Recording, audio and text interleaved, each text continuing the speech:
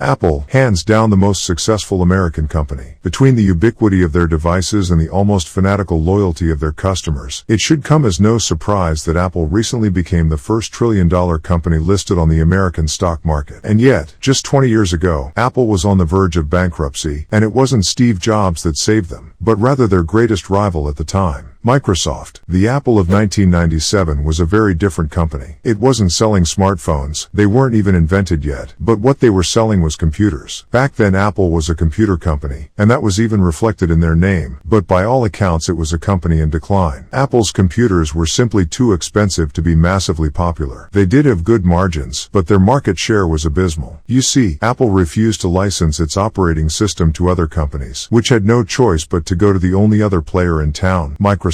Now keep in mind, back in the 1990s, the vast majority of computers were used for commercial purposes. Their main value was the software they had, and if your computer didn't have the necessary programs developed for it, well, then it was effectively useless for big companies. In 1997, Microsoft had a staggering 90% market share, and unsurprisingly, almost all the software that was being developed at the time was made for Windows. Every software developer had to make a choice. He could spend only as much money as necessary to create programs for Windows, or throw almost twice as much to also support Apple, which had less than 10% market share. It's also worth noting that throughout this period Steve Jobs wasn't even part of the company. The Apple board of directors had forced him out in 1985, but in 1997 the situation was truly desperate. Sales were declining rapidly, and after a series of unsuccessful CEOs, the Apple board actually brought Steve back. In February they acquired Next, the company Steve had started after leaving Apple. But by that point, Apple's finances were in such bad shape that Steve Jobs didn't actually receive cash for this purchase. Instead, he received Apple shares, specifically 1.5 million of them. But even that wasn't enough. By the end of July, Apple had less than 90 days worth of cash left in the bank. Apple was worth less than $3 billion and had lost over $1 billion in a single year. But then on the 6th of August, 1997, Steve Jobs made an announcement that shocked the world. I'd like to announce one of our first partnerships today, a very, very meaningful one,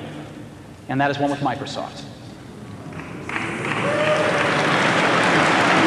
You probably noticed that the crowd's response was hesitant. They just could not comprehend how Apple could possibly partner with their biggest competitor who was driving them out of business. As the announcement progressed, things got worse. We have taken a look at browsers out there, and Apple has decided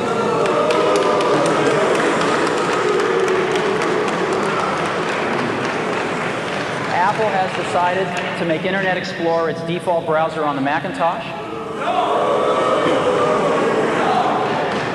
Since we believe in choice, the speech was sounding like a surrender statement. And lastly, Microsoft is making an investment in Apple. Microsoft is buying $150 million worth of Apple stock at market price. It is non-voting shares, and they've agreed. Notice the key word here, non-voting. Microsoft wasn't trying to acquire Apple. Instead, it was just funding it. But it wasn't just cash that Bill Gates was offering. The second part of this is Microsoft is committing to release Microsoft Office on Macintosh for the next 5 years. This issue with software I mentioned earlier that was basically bringing Apple down was being solved by Bill Gates, single-handedly. No one would ever purchase an Apple computer without Microsoft Office on it. And here is Bill Gates giving it away for shares at market price, which he could have just purchased off of the market. So why did Bill Gates do it? Why save Apple on the eve of what would have been their death at the hands of Microsoft? Well, as you probably guessed, Bill Gates wasn't doing this out of the kindness of his heart. In fact, back then, Bill Gates had a negative reputation. He wasn't really into philanthropy yet. Instead, he was seen as a cutthroat businessman willing to do anything to succeed in his industry. And by all accounts, Microsoft was successful. So successful, in fact, that it was attracting the attention of antitrust regulators. The Department of Justice had been preparing its case against Microsoft since 1993, and obviously, Bill didn't want his company broken up. So what better way to show that Microsoft isn't a monopoly than by literally propping up his competition? Less than a year after the Apple partnership, the DLJ summoned Bill Gates for a painstaking 3-day-long deposition. By the way, you can tell a lot about someone based on how they act during these things. You ever have any discussions with any representative of Real Networks concerning what products real networks should or should not offer or distribute?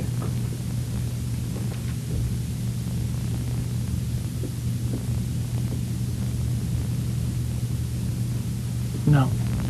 Notice how long he takes before giving an answer, carefully considering how his responses could be used against him. Program designed to assist in the performance of a specific task such as word processing, accounting, or inventory management. I'd say it's a pretty vague definition. Is it accurate as far as it goes? I'd say it's vague but accurate.